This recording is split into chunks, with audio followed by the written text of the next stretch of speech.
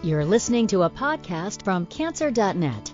This cancer information website is produced by the American Society of Clinical Oncology, known as ASCO, the world's leading professional organization for doctors who care for people with cancer.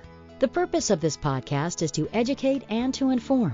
This is not a substitute for professional medical care and is not intended for use in the diagnosis or treatment of individual conditions. Guests on this podcast express their own opinions, experience, and conclusions. The mention of any product, service, organization, activity, or therapy should not be construed as an ASCO endorsement.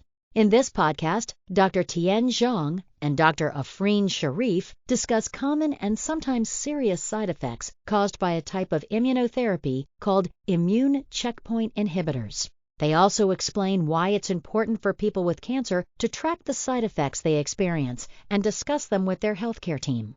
Dr. Zhang is an associate professor of internal medicine at UT Southwestern Medical Center and is a medical oncologist at the Harold C. Simmons Comprehensive Cancer Center. She is also a cancer.net specialty editor. Dr. Shariff is an endocrinologist and assistant professor of medicine at Duke University School of Medicine and the associate director for the multidisciplinary toxicity program at the Center for Cancer Immunotherapy at Duke Cancer Institute. Together, Dr. Zhang and Dr. Shariff host a podcast called Checkpoint Now, discussing a multidisciplinary approach to managing side effects of immunotherapy.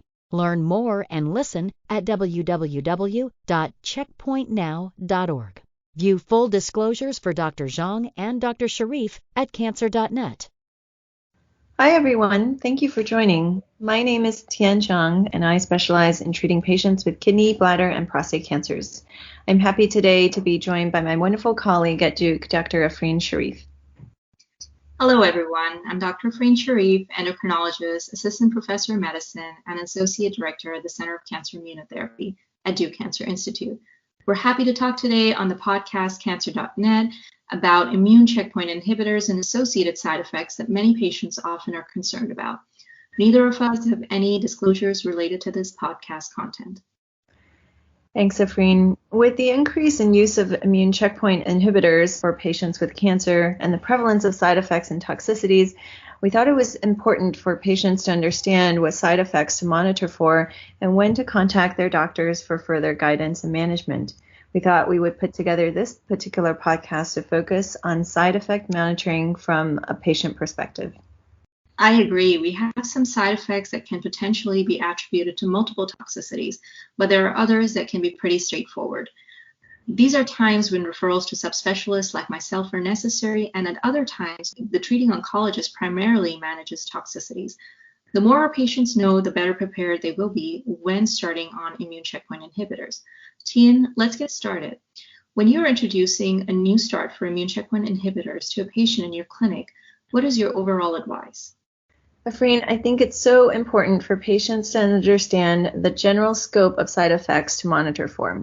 These include rashes and diarrhea, which are more common and relatively straightforward to attribute, but also other non-specific symptoms like fatigue. I start with an overview about common side effects of rash and diarrhea, discuss a little bit more about rare side effects of inflammation in the lungs or liver, and then talk about potential endocrine side effects. And we do it all when the patient's starting immune checkpoint inhibitors in my clinic. Well, that's great, Tian. What should patients know about diarrhea? Diarrhea is reflective of inflammation in the colon, what we call colitis. And this can occur in mild form or in a more severe forms and is one of the most common side effects of immune checkpoint inhibitors. Changes in stool caliber, particularly loose or watery stools, and also frequency per day should be quantified and noted. Diarrhea does not often have blood, but bloody stools are also possible and should be reported. If bowel movements while on checkpoint inhibitors increase to 2 to 3 times more per day above baseline, patients should start reporting these to their treating oncologist for further management. Well, I'm sure our audience and some of the patients on immune checkpoint inhibitors will find this very useful. Now, skin rashes are seen quite commonly as well. For patients being treated with immune checkpoint inhibitors, what would you like them to know about these rashes? Sure, of course. Skin rashes vary from mild to severe, and treatment varies with the diagnosis. If patients notice blisters and pain, this can certainly be an emergency and needs to be evaluated further by their oncologist, who may then refer them to a skin doctor for more treatment. Large patches of red rashes can also be concerning. In general, we start with topical steroids for mild rashes and then add on oral steroids if topical ones are not controlling the rash. Afreen, we see fatigue so often in patients treated with immune checkpoint inhibitors. Can you share some insight into different side effects that can cause fatigue? Tian, this is a very important question and a common concern expressed by many patients. Now, often it is difficult to identify the cause when fatigue occurs in isolation without any other symptoms. Fatigue can result from immunotherapy and from cancer itself.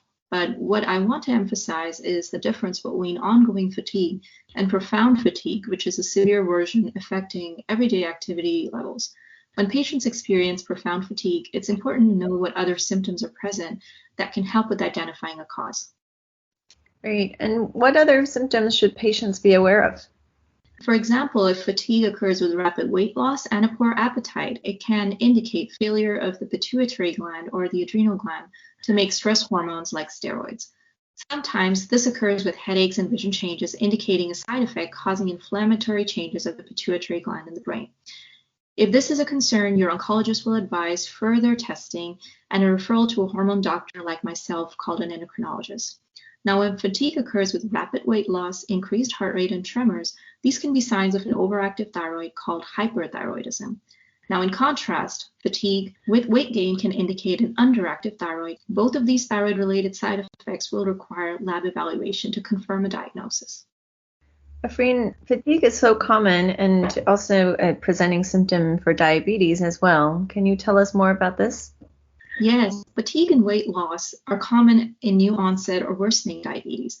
With immune checkpoint inhibitors, you can see a rare side effect of insulin deficiency, which is called type 1 diabetes. It's a rare side effect and needs treatment right away. What makes the symptoms a little different is that this fatigue is seen with increased thirst and appetite and a high blood sugar, which helps with the diagnosis. Now, Tian, we also see fatigue with shortness of breath. What side effects can cause this? When a patient comes in with shortness of breath, we're often thinking about heart and lung toxicities from immune checkpoint inhibitors. Measuring oxygen saturation helps. Sometimes patients who have inflammation in their lungs, what we call pneumonitis, will have decreased oxygenation levels. In the clinic, if patients report shortness of breath on exertion, we will also obtain EKGs, echocardiograms, and other labs to evaluate for heart dysfunction. And often subspecialists will help us in managing lung and heart toxicities from immune checkpoint inhibitors. Excellent. Now, what other complications can be seen in patients treated with immune checkpoint inhibitors? Liver dysfunction is one that we haven't talked about yet, and liver dysfunction is often without symptoms. Oncologists will monitor liver function generally every few weeks when patients are treated with immune checkpoint inhibitors. An elevation from baseline will spark suspicion that the immunotherapy is responsible or other drugs. And often we will involve a liver specialist, and if due to the immune therapy, we'll often treat that with steroids. That's very helpful. Now, what about other toxicities like kidney toxicity and toxicities to the nervous system?